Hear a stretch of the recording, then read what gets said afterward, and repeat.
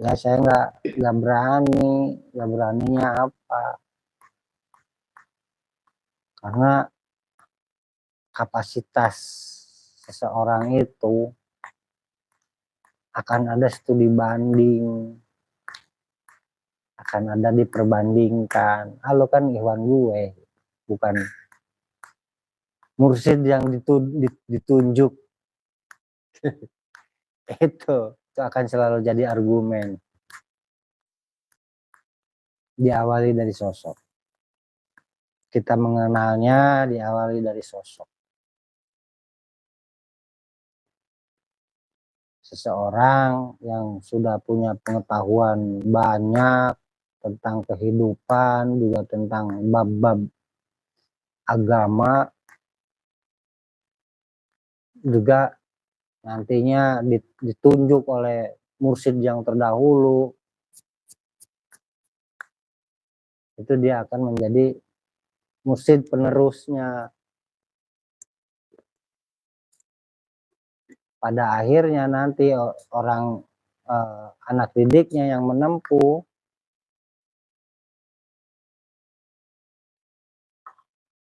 juga akan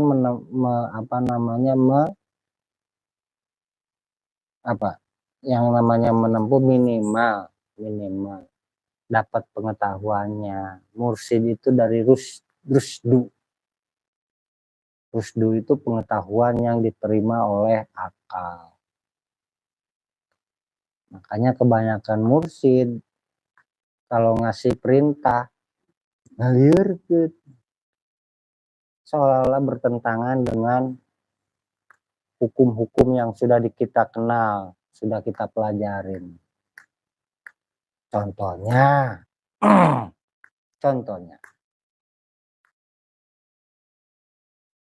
dulu Bapak cerita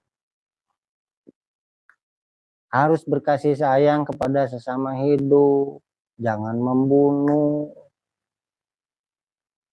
Contohnya. Tapi waktu itu ada salah satu ikhwan saya menyaksikan Bapak. Ini kebenarannya perlu diklarifikasi. Tapi menurut cerita dia, nyelepet cicak dan untuk dikasih makan ke ikan. Kan ngalir kan, jangan membunuh tapi nyelepet cicak dikasih makan ke ikan. Tentunya kan kalau secara penerimaan ngaliurkeun banyak lagi bukan cuman itu bab tentang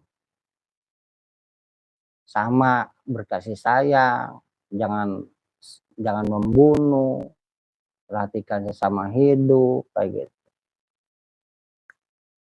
Ketika itu juga sama, ada mobil, ketika di dalam mobil itu ada beliau, Bapak, ada anjing melintas. Sang supir nggak menghindar, langsung aja. Yang di belakang, yang nyaksiin ngejerit, biasalah. Trauma, panik gitu kalau melihat ada yang nyebrang, panik. Supir tetap aja, nggak menghindar, nggak ngerem, karena lagi tanggung kan. Apa jawaban Bapak?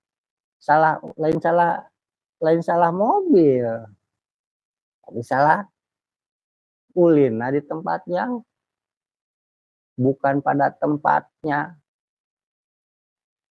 Kalaupun terjadi nabrak misalnya, nabrak anjing, yang tidak bisa disalahkan seorang supir itu. Karena apa? Anjingnya nggak diikat, ngapain main di jalan? Jalan mah udah jelas buat anjingnya nggak dikasih pengetahuan, nggak dikasih pelajaran, ngalirkeun lah. Tapi ini bukan untuk merendahkan, tapi saya untuk kita dapat pelajarannya. Tuh, mursyid biasanya kualitasnya seperti itu. Menurut Om gimana? Cok, jelasin, mursyid. Atau menurut Pak Ustadz, jangan jauh-jauhan, deket-deketan kalau gitu. Kita versinya Pak Ustadz. Bagian Pak Kembani dulu. Kalau versi saya memang awalnya dari sosok, tapi nanti jadi afalnya, perbuatannya. Karena secara maknawinya gitu, mursyid itu kan penunjuk jalan yang memang sudah kredibel gitu. Ibaratnya kita nanya jalan, mau ke tempatnya si A, ditunjukin jalannya, dan ketika dilaksanakan benar sampai kepada tujuan, tidak salah alamat. Nah itu bisa jadi tukang beca, tukang siapa, segala macam orangnya termasuk kita gitu.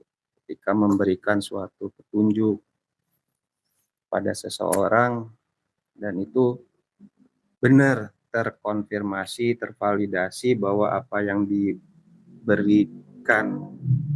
petunjuknya itu benar.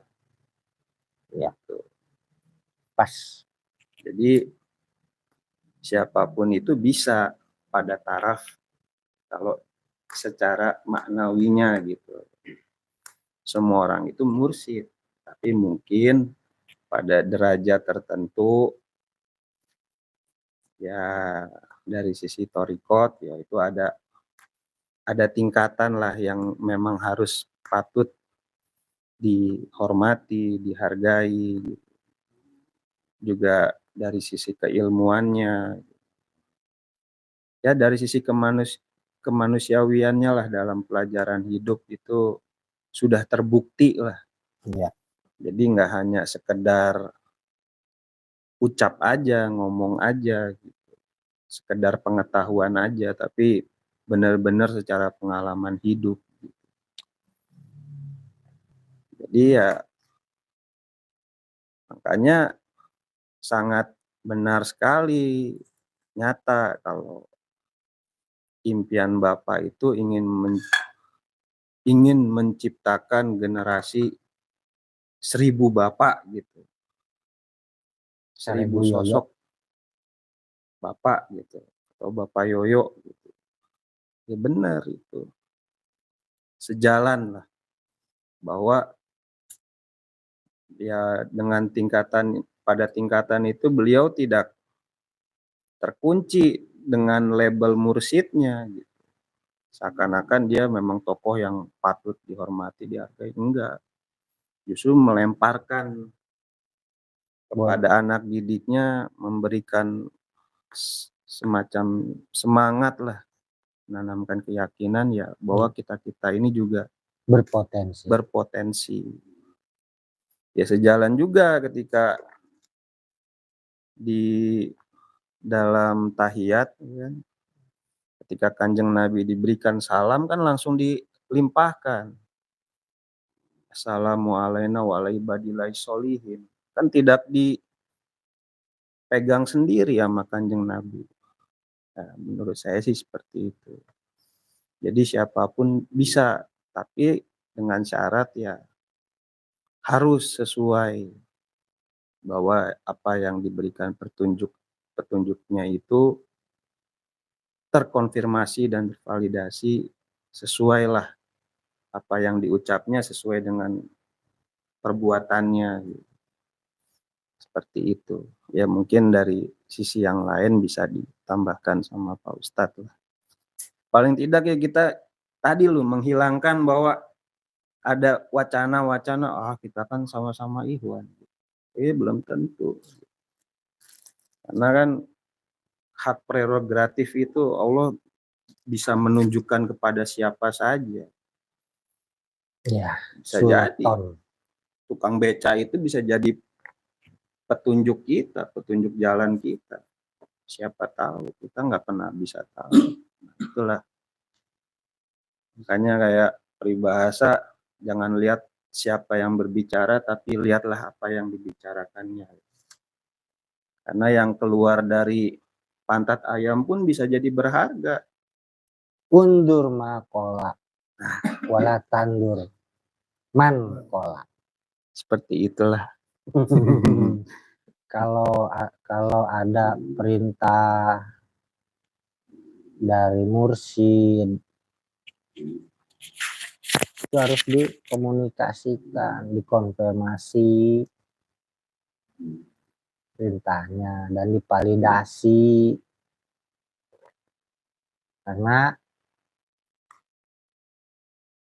qad tabayyana rusdu minal ghoi. Itu kewajiban kita, wajib kita ketika ngelihat perbuatannya, perintahnya, apapun lah dari mursyid, kita wajib mengkonfirmasi. Nah, mempertanyakan. Nah, boleh. Bukan bagian dari ngeyel, bukan. Iya.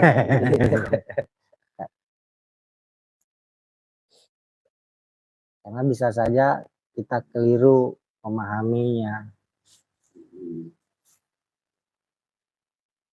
Memahami perintahnya, memahami perilakunya, memahami kebijaksanaannya. Bisa saja kita yang keliru. Itu jelas di Al-Qur'annya, qad tabayyana rusdu minal ghoi. Mursyid itu kan dari rusy. Akar katanya itu rosid, rosada, rusdu.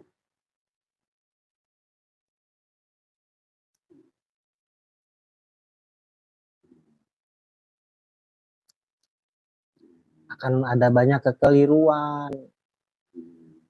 Minal ghoi, akan ada banyak kekeliruan. Hanya kalau misalnya kita kagum terus taklid pada kagumnya, kagum pada taklidnya dia. Ya semacam itu. Telan mentah-mentah apa yang diperintahin, apa yang dicontohin perilaku, nggak dikunyah lagi. Padahal kewajiban anak didik untuk mengkonfirmasi, memvalidasi, verifikasi, harus bertanyalah sepuas-puasnya meskipun jawabannya nggak menyenangkan. Saya sering bertanya ke Bapak, sering bertanya walaupun jawabannya insya Allah. Insya Allah. Kalau itu pertanyaannya berupa apa? Verifikasi ya Om. Pasti jawabannya insya Allah. Atau butuh penegasan, butuh pengakuan, jawabannya insya Allah. Tapi kalau kita ketika bertanya itu kita sedang memang pengen tahu, wah detailnya itu berebet 2 hektar. Kalau kita punya bukunya 2 hektar itu nggak. Kalau kita memang butuh penjelasan, tapi kalau butuh pengakuan, jawabannya insya Allah.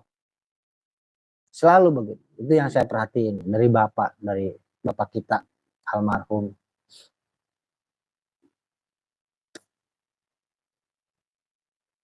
Kadang-kadang kalau membandingkan, Bapak ngeleos. Membandingkan artinya sebenarnya gue punya jawabannya, nanti akan gue benturkan. Bapak yang ngeleos. Saya dari kecil memperhatikan, meneliti, mencermati ada seperti itu. Kenapa nih Bapak ngeleos? Padahal dia lagi bertanya. Eh? Nggak ada yang memang butuh dengan jawaban, dengan solusi-solusi detil sekali. Bahkan saking detilnya, bisa saja orang itu pingsan. Nggak bisa lambung. Kalau bentuknya pengen diakui, apa jawabannya insya Allah. Apa ya bahasanya? Gue punya jawaban, gue bertanya tapi gue punya jawaban. Apa itu namanya? Namanya apa? Membandingkan atau apa kira-kira? Atau akan membenturkan? Apa ya? Berdebat. Ya pada akhirnya akan berdebat. Akan mendebat.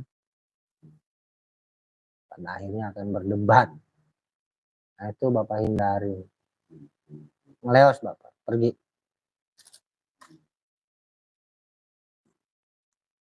Entah apa aja lah alasannya ada. Leos. Meninggalkan forum itu. Meninggalkan ya sedang bertanya. Bengong.